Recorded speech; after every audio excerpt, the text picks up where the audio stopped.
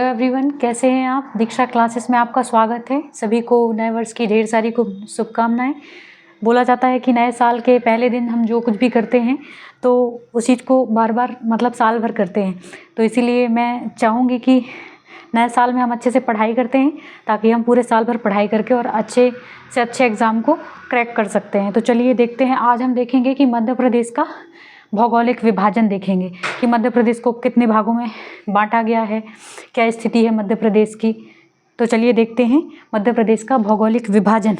तो सबसे पहले हमने देखा था कि मध्य प्रदेश किसका हिस्सा है, गोंडवाना लैंड का हिस्सा है। मध्य प्रदेश के मध्य भाग से क्या गुजरती है, कर्क रेखा गुजरती है। कर्क रेखा 14 जिलों से होकर गुजरती है। तो ये भी भौगोलिक विभाजन में ही कुछ सम्मिलित बिंदु हैं। तो इनको देखते हैं कि मध्य प्रदेश क्या है, प्राचीनतम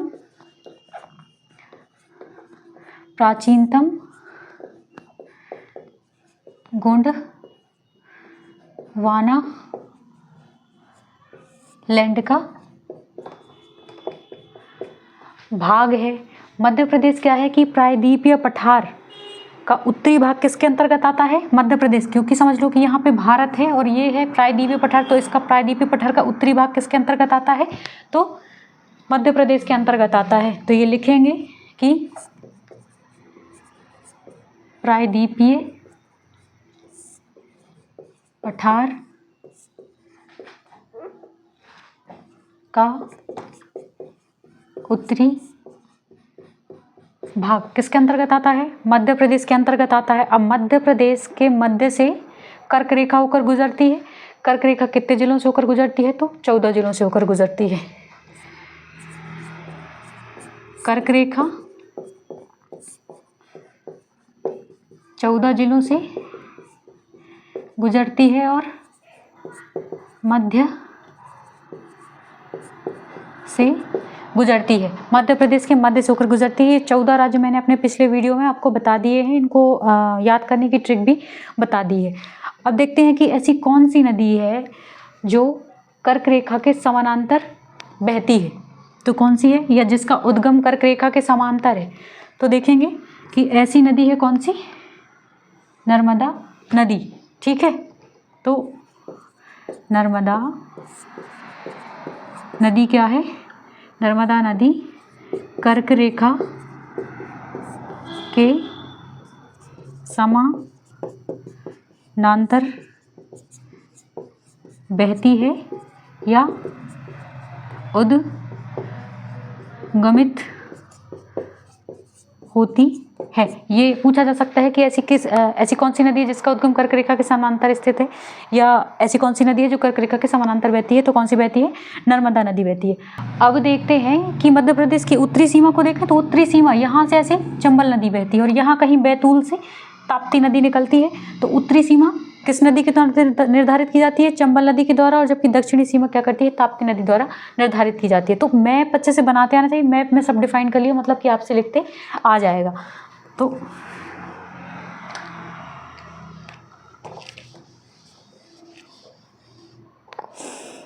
तो मध्य प्रदेश की उत्तरी सीमा किस नदी द्वारा निर्धारित होती है, तो चंबल नदी द्वारा। जबकि दक्षिणी सीमा किसके द्वारा निर्धारित की जाती है, तो ताप्ती नदी के द्वारा। आप पूरा सेंटेंस लिखते जाएं, मैं बोलती जाती हूँ। अब देखते हैं कि मध्य प्रदेश का भौगोलिक जो विभाजन है उसमें क्या है कि उत्तरी भाग में क्या है, गंगा यमुना के मैदान है। दक्षिणी भाग में ताप्ती नदी व महाराष्ट्र के मैदान हैं। पूर्वी भाग में छत्तीसगढ़ का मैदान पड़ता है। और पश्चिमी भाग क्या है, पश्चिमी भाग में कौन सी श्रृंखला है, तो अरावली पर्वत श्रृंखला है।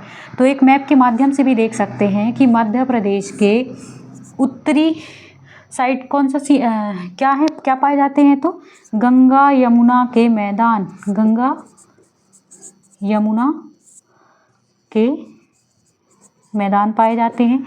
दक्षिण की बात करें तो ताप्ती नदी व महाराष्ट्र के मैदान,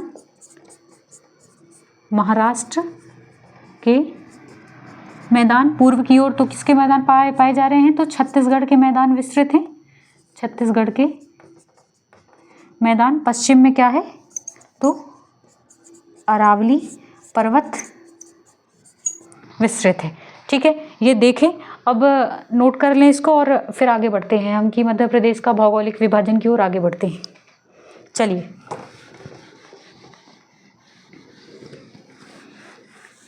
अब देखेंगे कि मध्य प्रदेश का भौगोलिक विभाजन। तो मध्य प्रदेश को फिजियोग्राफिक मैप ऑफ इंडिया में 3 भागों में, मतलब 3 बड़े भागों में विभाजित किया गया है। उन 3 भागों को कुछ छोटे उपक्षेत्रों में भी या उपभागों में भी विभाजित किया गया है। तो चलिए ये देखते हैं। तो फिजियोग्राफिक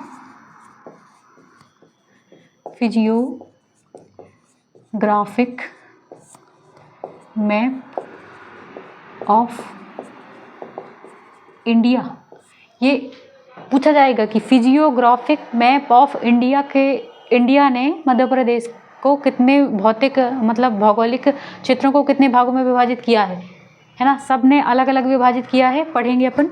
तो कितने भागों में विभाजित किया है? 3 भागों में विभाजित किया है।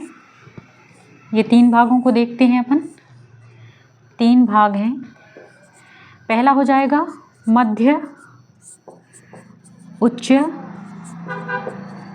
प्रदेश। तो मध्य उच्च प्रदेश को देखते हैं कि मध्य उच्च प्रदेश ये क्या है। पूरा भाग जो ये है, ये क्या कहलाता है? मध्य उच्च प्रदेश कहलाता है। इसमें मालवा का पठार, मध्य भारत का पठार, रीवा पन्ना का पठार, बुंदेलखंड का पठार और नर्मदा सोन घाटी, ये सब किस में आते हैं? मध्य उच्च प्रदेश में। तो देखते हैं कि मध्य उच्च प्रदेश के कितने उपभाग हैं। तो 5 उपभागों में विभाजित किया गया है। अब इन 5 को देखेंगे तो सबसे पहले है क्या? मध्य भारत का पठार, मध्य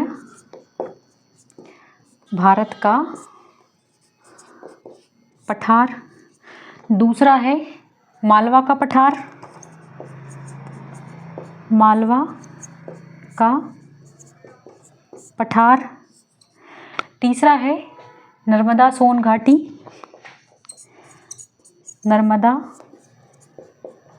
सोन घाटी। चौथा देखते हैं रीवा पन्ना का पठार। सब मैप में ही सब दिया गया, इसलिए मैप बनाना और क्षेत्रों को डिफाइन करना, मतलब भरना आपसे आना चाहिए। मैप बन गया तो आपको सब पता चल जाएगा कि कहाँ पे क्या है, सब कुछ आपके दिमाग में छप जाएगा।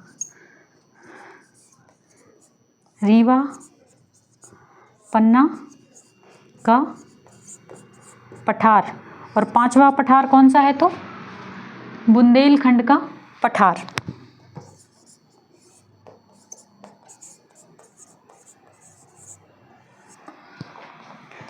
बुंदेलखंड का पठार। ये मध्य उच्च प्रदेश पहला का विभाजन का पहला भाग जो मध्य उच्च प्रदेश है उसको 5 उपविभागों में विभाजित किया गया है। अब दूसरे की बात करते हैं। तो दूसरा है सतपुड़ा मैकाल श्रेणी। सतपुड़ा मैकाल श्रेणी, इसको कितने विभागों में विभाजित किया गया है? तो इसको 3 उपविभागों में विभाजित किया गया है। पहला कौन सा है? तो मैकाल श्रेणी। मैकाल पर्वत श्रेणी कहाँ पर है? ये हो गया मैकाल श्रेणी। दूसरे की बात करते हैं तो क्या हो जाएगा? पश्चिमी सतपुड़ा श्रेणी और पूर्वी सतपुड़ा श्रेणी। तो पश्चिमी सतपुड़ा श्रेणी और पूर्वी सतपुड़ा श्रेणी। इसको नोट कर लें, ये स्क्रीनशॉट ले लें। इसके बाद फिर आगे बढ़ते हैं। देखते हैं मध्य उच्च प्रदेश के बारे में जानते हैं कि मध्य उच्च प्रदेश में कौन कौन से सम्मिलित हैं, जो भी हैं, कौन कौन सी नदियां हैं, क्या क्या है स्थिति मध्य उच्च प्रदेश की, वो देखते हैं। चलिए, अब देखते हैं कि मध्य उच्च प्रदेश के बारे में देखेंगे। तो मध्य उच्च प्रदेश, मध्य उच्च प्रदेश में देखते हैं कि अरावली पर्वत है ना, और क्या है, नर्मदा सोन घाटी के बीच ये जो क्षेत्र है त्रिभुजाकार ये जो क्षेत्र है ये क्या है, मध्य उच्च प्रदेश। तो लिखना सीखें, मैप के हिसाब से आपको आना चाहिए लिखना कि अरावली पर्वत व नर्मदा सोन घाटी, नर्मदा सोन घाटी के मध्य स्थित त्रिभुजाकार क्षेत्र क्या कहलाता है, मध्य उच्च प्रदेश कहलाता है। अब मध्य उच्च प्रदेश जो है तो इसकी जो उत्तरी सीमा है किसके द्वारा निर्धारित की जाती है, तो यमुना नदी के द्वारा। यहाँ कहीं क्या है, गंगा यमुना, तो यहाँ यमुना नदी भी बहती है, ठीक है। तो यमुना नदी के द्वारा उत्तरी सीमा का निर्धारण होता है। यमुना नदी द्वारा उत्तरी सीमा निर्धारित मध्य उच्च प्रदेश की, है ना, उत्तरी सीमा निर्धारित होती है यमुना नदी के द्वारा। अब देखते हैं कि मध्य उच्च प्रदेश में कौन कौन सी श्रेणियां पाई जाती हैं, तो भांडेर पर्वत श्रेणी, कैमूर पर्वत श्रेणी और विंध्याचल पर्वत श्रेणी, ये किसके भाग हैं, मध्य उच्च प्रदेश के। तो मध्य उच्च प्रदेश में, मध्य उच्च प्रदेश में भांडेर, कैमूर और विंध्याचल पर्वत श्रेणियां क्या है, पाई जाती हैं, है ना। तो अब देखेंगे कि मध्य उच्च प्रदेश में कौन सी नदियां प्रवाहित होती हैं, जो क्या होती हैं कि मध्य उच्च प्रदेश में जो भी नदियां प्रवाहित होती हैं वो गंगा और यमुना की, जो गंगा की सहायक नदियां हैं उसमें जाकर के मिल जाती हैं। तो केन नदी, चंबल नदी, पार्वती नदी और क्षिप्रा, काली सिंध ETC इत्यादि नदियाँ प्रवाहित होती हैं। अब हम देखेंगे कि इसमें जो भी नदियाँ प्रवाहित होती हैं मतलब सबसे ज़्यादा जाकर के मध्य प्रदेश की नदियाँ किस में मिलती हैं, तो गंगा और उसकी सहायक नदियों में मिलती हैं। इसीलिए मध्य उच्च प्रदेश किसका भाग है, गंगा के बेसिन का भाग है। तो मध्य उच्च प्रदेश गंगा के बेसिन का भाग है। आप लिख सकते हैं, लिख लीजिए कि सबसे ज़्यादा जो मध्य उच्च प्रदेश में नदियाँ बहती हैं वो गंगा और उसकी सहायक नदियों में मिलती हैं। इसीलिए क्या है, मध्य उच्च प्रदेश क्या है, गंगा के बेसिन का भाग है।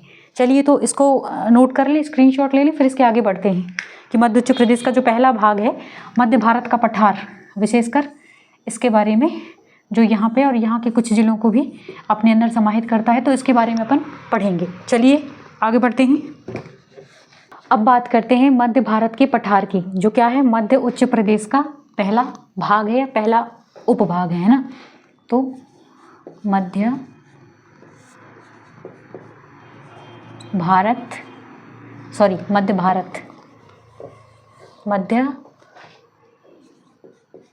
भारत का पठार।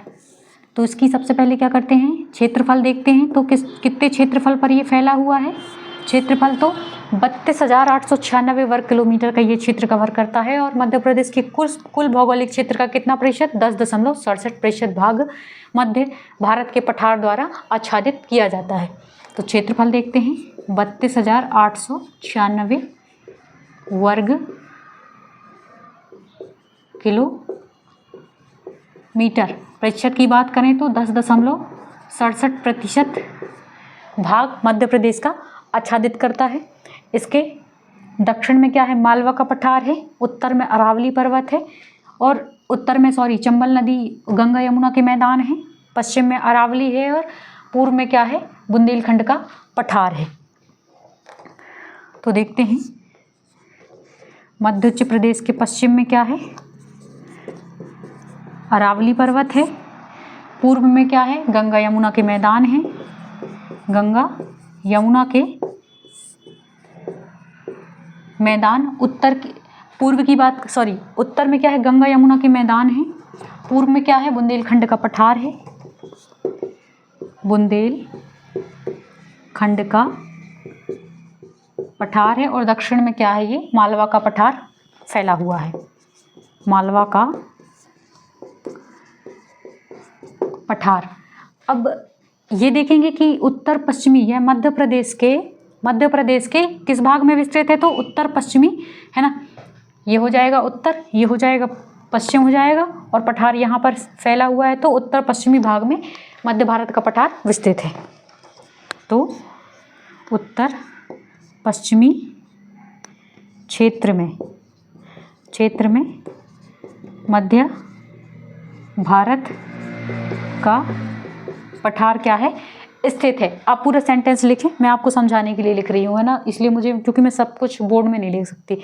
उत्तर पश्चिमी भाग में आपको ध्यान होगा कि सबसे ज़्यादा कौन सी जनजाति पाई जाती है, तो सहरिया जनजाति। तो मध्य भारत के पठार में कौन सी जनजाति पाई जाती है, तो सहरिया जनजाति पाई जाती है।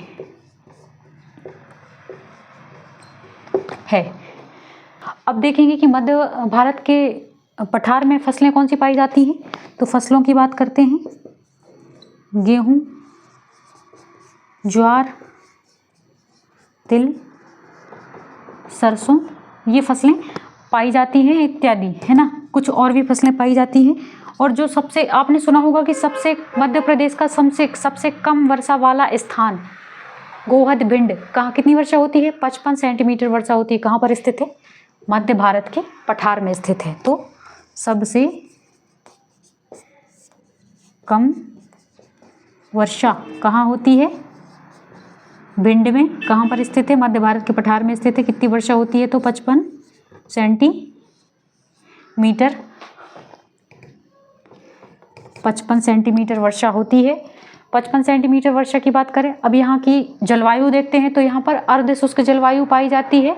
अर्ध शुष्क जलवायु मतलब कि 55 सेंटीमीटर वर्षा होती है, तो यहाँ पे विरल वनस्पति पाई जाएगी, क्योंकि ज़्यादा वर्षा होती है तो अगर घने वन पाए जाते हैं, लेकिन यहाँ पे क्या है, कंटीले वन ज़्यादा पाए जाते हैं। तो अर्ध शुष्क जलवायु पाई जाती है, अर्ध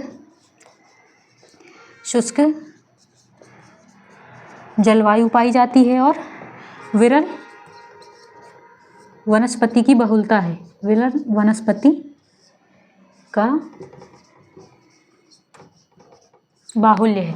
ठीक है, लिख लिया हो आपने, तो आगे बढ़ते हैं। स्क्रीनशॉट ले लें, फिर इसके बाद आगे का देखते हैं, मध्य प्रदेश में ही। चलिए अब देखेंगे कि यहाँ पर कौन सी नदियाँ प्रवाहित होती हैं, तो नदियों की बात करते हैं। चंबल, पार्वती, कूनो, कुंवारी, काली सिंध इत्यादि नदियाँ यहाँ पर प्रवाहित होती हैं। यहाँ पर चंबल नदी प्रवाहित होती है, जिसके द्वारा क्या किया जाता है, बीहड़ों का निर्माण। तो चंबल का उप आंध्र प्रदेश किसके अंतर्गत आता है, मध्य भारत के पठार के अंतर्गत। तो चंबल का उप आंध्र प्रदेश किसके अंतर्गत आता है, मध्य भारत के पठार के अंतर्गत आता है। यहाँ पर चंबल नदी ने क्या किया है, बीहड़ों का निर्माण किया है, या जिसे गली अपर्दन भी कहा जाता है, गली अपर्दन भी कहा जाता है। अब देखते हैं कि यहाँ मिट्टी के कौन से प्रकार की पाई जाती है। चूँकि चंबल नदी प्रवाहित होती है, इसलिए उसका बहाव जो है, मतलब कि यहाँ पे गली टाइप का अपर्दन पाया जाता है, मतलब कि, है ना, क्योंकि वृक्षों की कमी है, कंटीले वन पाए जाते हैं, तो वृक्षों की कमी है, गली प्रकार का अपर्दन पाया जाता है। तो यहाँ पर कौन सी मिट्टी पाई जाती है, जलोढ़ मिट्टी। तो जलोढ़ मिट्टी पाई जाती है। अब यहाँ की वर्षा कितने सेंटीमीटर होती है, तो 75 सेंटीमीटर से इस क्षेत्र में, मध्य भारत के पठार में कम वर्षा होती है। तो वर्षा की बात करते हैं, वर्षा कितनी होती है, 75 सेंटीमीटर से कम वर्षा का क्षेत्र है, ये वर्षा का क्षेत्र है। अब इस क्षेत्र के अंतर्गत कौन कौन से जिले आते हैं, तो जिलों की बात करते हैं। तो चंबल संभाग के सारे जिले आते हैं, श्योपुर, मुरैना, भिंड, श्योपुर, मुरैना, भिंड, ग्वालियर। दतिया का कुछ भाग यहाँ पर आता है और कुछ उसमें जाता है ना, सॉरी दतिया, और ये भी आते हैं नीमच और मंदसौर का भी कुछ भाग आता है, नीमच और मंदसौर भी आते हैं ना, नीमच, मंदसौर, शिवपुरी,